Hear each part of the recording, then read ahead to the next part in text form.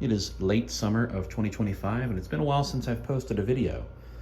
Anything relating to audio equipment or broadcasting or anything. And I've just been busy working, busy building a home and a family. Let's take a look at what's behind this door. I'm gonna just go ahead and walk in. Check this out. This is my home broadcasting studio. This is everything that came from WVAF FM, and at the heart of it all is a 1993 Pacific Recorders and Engineering Radio Mixer 20. They call it a radio mixer because that's the specific series that it is, and it's a 20, so it's got 20 slots in the frame. So it's actually quite large for the number of channels that I have employed in this particular position. Turn this down just a little bit. So what we've got going on here is a desk. I'm not sure who made this desk, but it's set up with angled racks, which is really cool. I kind of like that. I've not seen that before. We've got turrets. I have the wiring and processing set up for technically 3 microphone channels, including, you can actually see the XLR jack right there in the center of your screen and the little ledge that the microphone sits on. And so right now I'm only employing 2 microphone channels, hence I've only got 2 mics and 2 slices on the board dedicated to microphone inputs. And you can see 2 microphone processors there. Anyways, Radio Mixer 20, we got 2 mic channels, audio editing computer, another audio editing computer, the phone control, 2 CD player inputs, which could also double as 2 turntable inputs, depending on what direction I want to go, and of course the playout system. 3 faders, 4 inputs, basically playout 1, playout 2, hotkeys, and Q is on this channel. So that's 2 inputs, A and B, for that channel there. Touchscreen for the audio playout machine, that will live right in here. So there's a huge open gaping hole right there. There'll be a broadcast tool switcher, some audio processing, and of course the playout system. Some space over here for some stuff. Here's a couple of monitor amplifiers that I've rebuilt. The amplifier you might be able to hear just in the background is the top amplifier there. It's a Crown PS200, that's original to this studio. We've got a Crown D75 dedicated for headphone amps, and I will talk about that in just a second. But anyways, this desk, this console, these speakers, the microphones, the CD players, the console, everything, including some of the wiring that I've repurposed, came from V100. They donated all of this to me whenever they went through some upgrades and some rebuilds. They've updated their equipment. And it actually fits in this room quite well. I'm actually standing in the closet right at the moment. And I've even taken a lot of the acoustic panels that were on the wall in that studio. At some point, the plan is to hang those up properly. Of course, we need to paint the room and change some things in here, and then I will hang those up. And it's also we're debating, my wife and I, if we want to recover these with a different kind of cloth. When these were taken off the wall, they were glued on. They were attached with adhesive on the walls, and when that happened, the cloth has come loose. But that's really easy to replace the cloth. We're just kind of coming up with a pattern or a look or whatever we want to go for, instead of whatever color that's supposed to be. I think it's supposed to be a maroon or something, but I'm not certain of that. Let's take a look at this console. It might be strobing on your screen, it might not. I can never tell with this phone. We have a clock up top and a timer. The control for the timer is over here, so I could actually, if you look at the yellow digits, they just stopped. I can also reset, and I can also start it using these buttons here. We have control room speaker level. We have headphones. There's an option for auto cue, which puts your anything you cue, anything you want to test before you put it on the air, it puts it in one channel so you can test it. Or you have a cue speaker there, which does the same thing. And what that cue speaker does, if you're curious, if you want to cue something and test it before you place it on the air, make sure the input's there or sounds okay, you can either cue it in your headphones, like previewing it before you air it. If I hit cue on this channel here that we're listening to, of course, I had the Q speaker turned up way too loud and scared myself. But that also appears in one side of the headphones if you press this button here, which is selected. And of course, the Q speaker level is controlled here. Talkback level, which I'll explain in another video, is here. That's the level for that. Headphone level control for the desk headphones, like right here, where you plug your headphones in, or the guests are listening across the desk. The speaker control room monitor, that's right there. You can select whatever input you'd like right here, whether that's one of the output buses on the console, like program or audition, or an air input. You can also select a monitor mode. So if you want left only to both channels or right only to both channels, or you want mono, that's how that works. And this same operating mode applies for all inputs. So if you wanted to, let's say for some reason, the song you're airing is on the left channel only, or the right channel only, or you want to force it mono, you certainly can do that. Both buttons up is stereo, both buttons down is mono, and I hope that makes sense. Input number 1 is an FM tuner here. We're currently monitoring program 1. You can also listen to program 2. What I'm going to have is the tuner, my web stream return, FM processing return here, and a few other inputs. This is 2 outputs on one console. You have program 1, which typically is used for air. Program 2 is typically used for internal use, like Cool Edit or Audacity or cutting commercials or whatever. There's a mono bus, and the mono bus on this console is used to feed your phone hybrid. I haven't yet selected one, but I think I'm going to pick the Angry Audio. It's called a Bluetooth gadget, and it's got a mix minus input, and it's got a stereo output, so I can use it on the phone channel here. I'm going to see if I can find some way to come up with a way to use this Telos panel here. This was in another console. This was not in this board to begin with. I got 3 of these boards and combined all the parts to make a really good one. When this came out of V100, this thing was filled from one end to the other with inputs. I'll be realistic and honest with you, I'm not going to have that many inputs. And I like to space my channel scripts apart by use.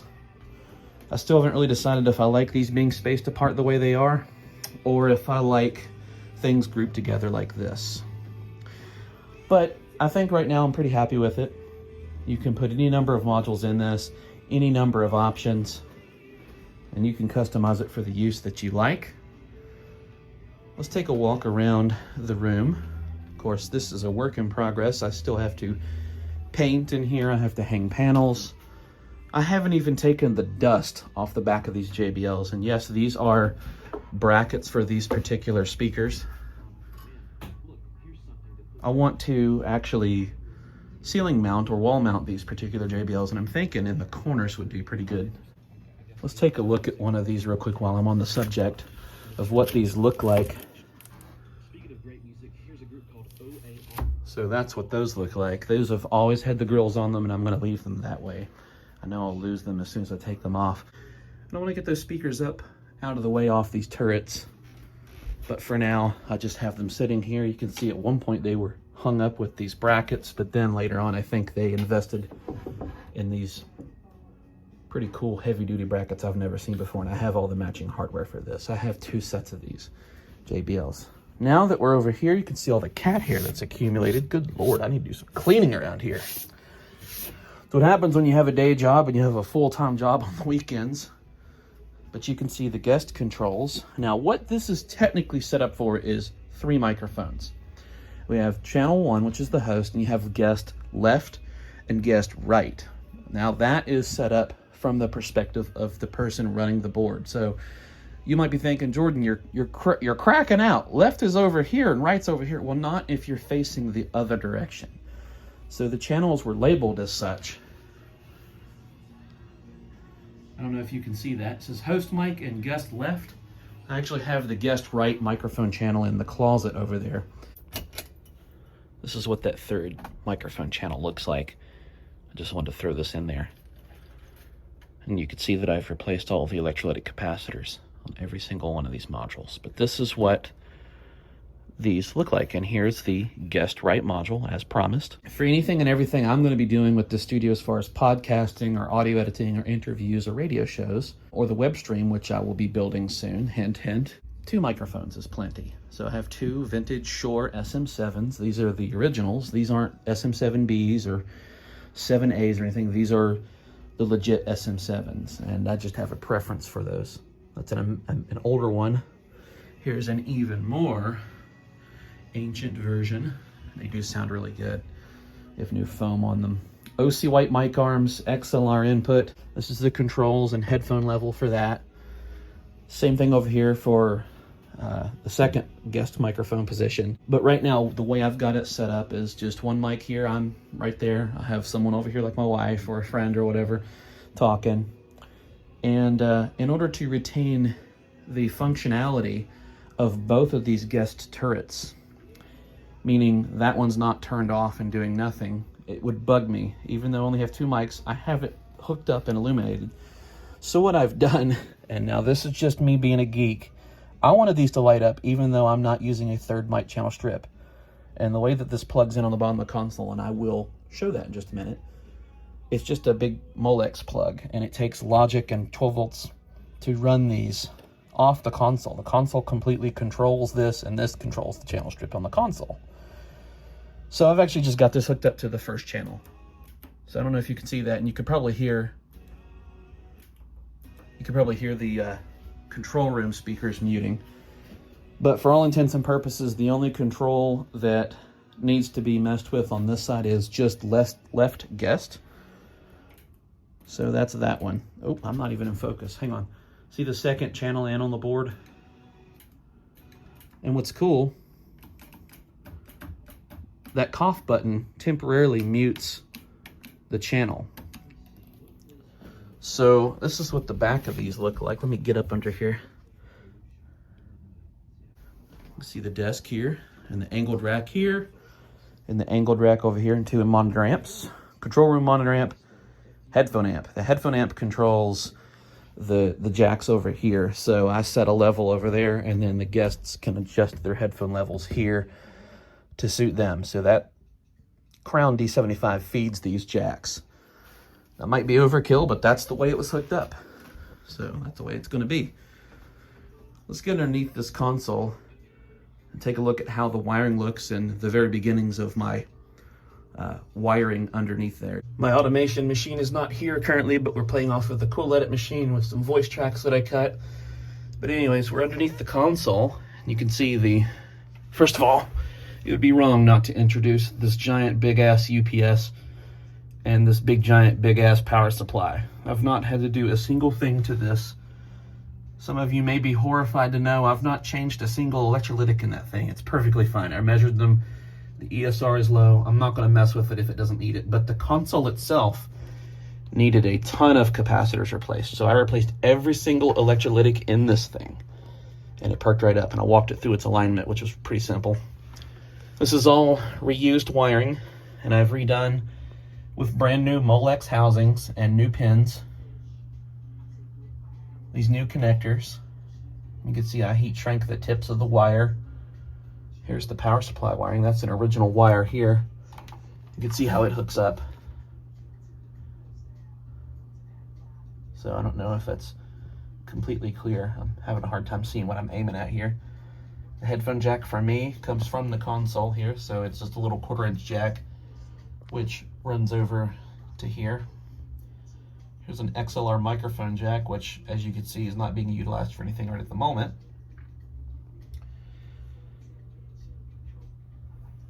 So here's the bottom.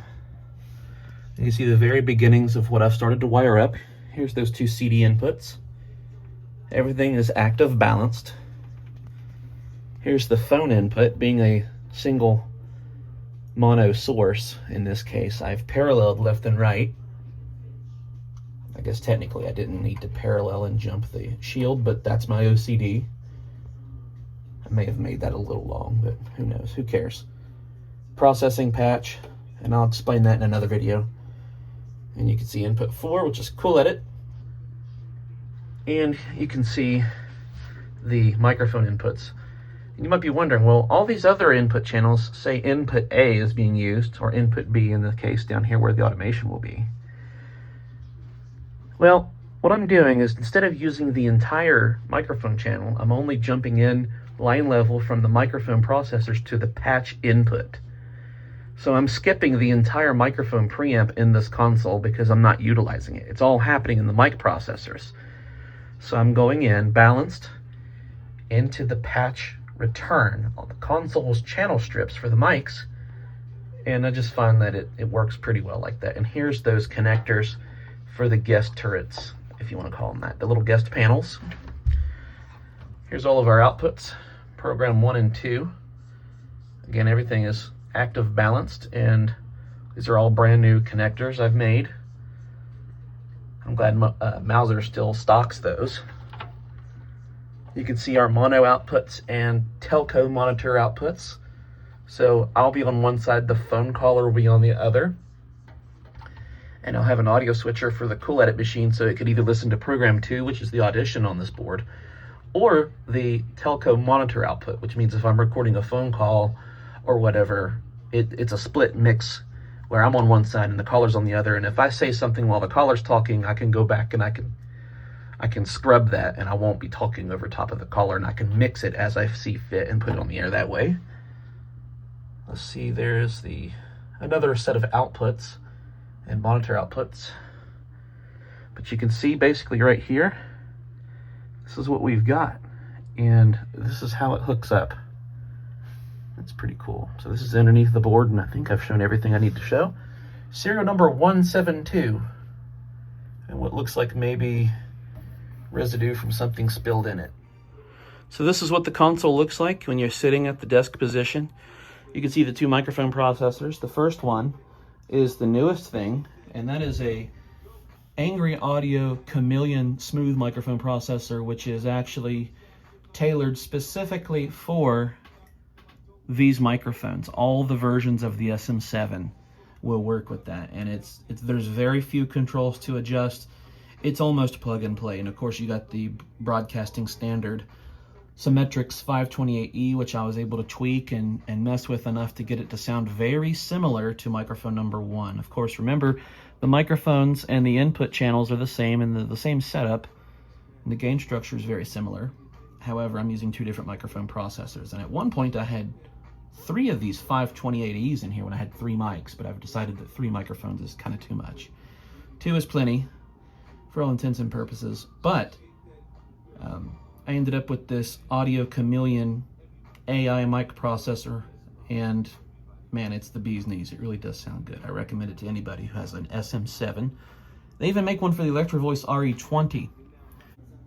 And the goal eventually is to obtain 2 of these Chameleon mic processors and mount them in their rack mount kit, so 2 of them can sit side by side, taking up 1 rack unit, and then this 528E will go into probably backup or spare status.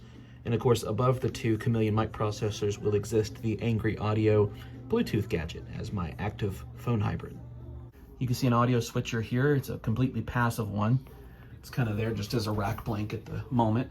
And you can see 2 CD players here, which were in the studios, and those were brought over, and you can see that they are functional. But that is a quick look at the home broadcasting studio. The next time you'll see this, it'll be more complete, and you'll see everything put in here and everything installed over here.